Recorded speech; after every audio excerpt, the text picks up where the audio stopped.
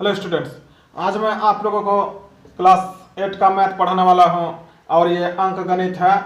और अंक गणित का पहला अध्याय जो है परिमेय संख्या है। इसको इंग्लिश में रेशनल नंबर्स भी बोलते हैं।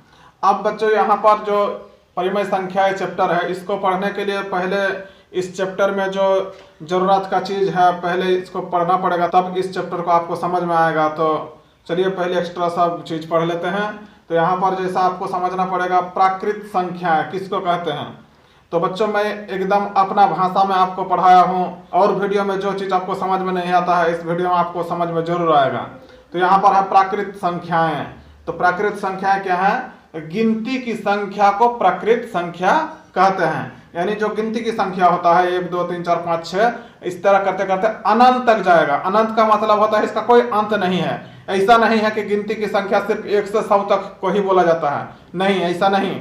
एक गिनती की संख्या 1 से शुरू करके अनंत तक, इसका कोई अंत नहीं है। तो गिनती की संख्या को प्राकृत संख्या कहते हैं। पूर्ण संख्याएं किसको कहते हैं? पूर्ण संख्या होता है शून्य से शुरू होकर गिनती की संख्या को पूर्ण संख्या कहते हैं। यानी शून्य से शुरू होगा, जीरो से शुरू होगा, जीरो से शुरू होकर गिनती की संख्या को भी पूर्ण संख्या कहते हैं। तो ये भी अनंत तक जाएगा, यानी ये जीरो से शुरू होगा। अब पूर्णांक संख्या किसे कहते हैं? पूर्णांक को इंग्लिश में इंटीजर्स भी बोलते हैं। तो पूर्णांक संख्या किसको कहते हैं? तो सभी पूर्ण संख्याएं, सभी पूर्ण संख्या है। पूर्ण संख्या क्या है? जीरो से शुरू होकर। तो देखिए सभी पूर्ण संख्याएं, इतना दूर बात समझिए, सभी पूर्ण संख्याएं देखिए जीरो से शुरू होकर अनंत तक जाएगा, यानी सभी पूर्ण संख्याएं। तथा ऋणात्मक प्राकृत संख्याओं, ऋणात्मक प्राकृत संख्या, प्राकृत संख्या क्या होता है? 1 2 3 4 गिनती से शुरू होता है, तो यह ऋणात्मक। तो देखिए ऋणात्मक में शुरू होता है, तो इसलिए यहाँ पर समझिए कि सभी पूर्णांक संख्या तथा ऋणात्मक प्राकृत संख्याओं के संग्रह को पूर्णांक संख्या कहते हैं। परिमेय संख्या किसे कहते हैं? ऐसी परिमेय संख्या है जिसको P/Q के रूप में लिखा जाता है, यानी P/Q के रूप में लिखा जाता है। अब यहाँ पर समझिए क्या है, जहाँ P तथा Q पूर्णांक संख्या होगा, यह पूर्णांक संख्या होगा। जहाँ Q बराबर नॉट जीरो, यानी Q बराबर जीरो नहीं होगा। इसका एग्जाम्पल ले लेते हैं, कैसे हो जाएगा? जैसे 5/6, 4/2। देखिए यहाँ पर P/Q के रूप में होगा, मगर Q बराबर जीरो नहीं होगा। Q क्या होता है? जो नीचे होता है। तो Q बराबर जीरो नहीं होगा, जैसे 7/0 ये नहीं होगा। तो अब समझ सकते हैं कि नीचे जीरो नहीं होगा, Q का मान जीरो नहीं होगा, ऊपर P/Q एक क्या रहेगा? पूर्णांक संख्या रहेगा। यहाँ दोनों जगह माइनस भी लगा हुआ रह सकता है। अब परिमेय संख्याएं दो प्रकार के होते हैं, क्या क्या? एक नंबर धनात्मक परिमेय संख्या। धनात्मक परिमेय संख्याएं यानी प्लस में रहेगा। देखिए जैसे 3/5, 8/6, 7/4।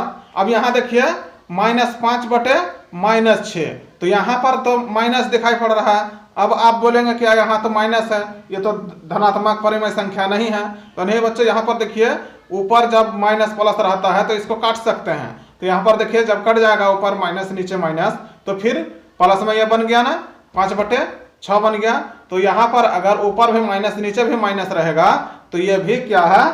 धनात्मक परिमेय संख्या है। अब ऋणात्मक परिमेय संख्या क्या होता है? ऋणात्मक परिमेय संख्या में ऊपर या नीचे कहीं भी माइनस रह सकता है, इसका मान बराबर नहीं रहेगा। देखिए जैसे -2, -5, -6, 7/-4, यहाँ पर -8/9, यहाँ पर माइनस में रहेगा एक संख्या। अब यहाँ पर एक्स्ट्रा क्या है बच्चों? देखिए यहाँ पर परिमेय संख्याएं, तो परिमेय संख्याएं बटे में रहेगा।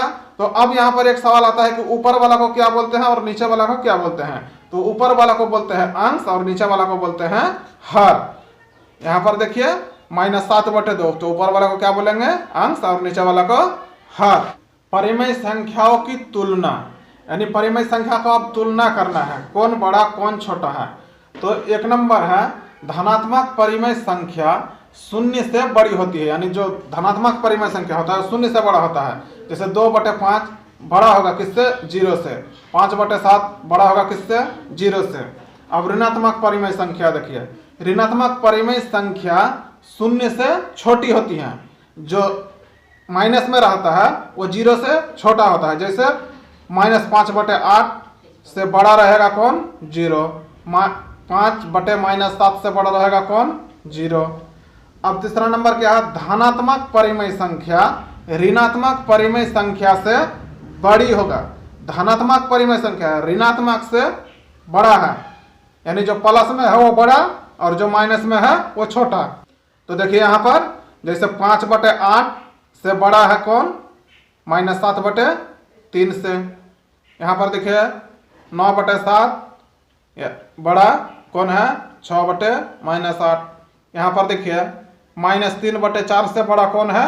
-7/-5। अब यहाँ पर नीचे कट जाएगा तो ये प्लस में बन जाएगा और यह माइनस में ही रहेगा। तो समझ में आ गया।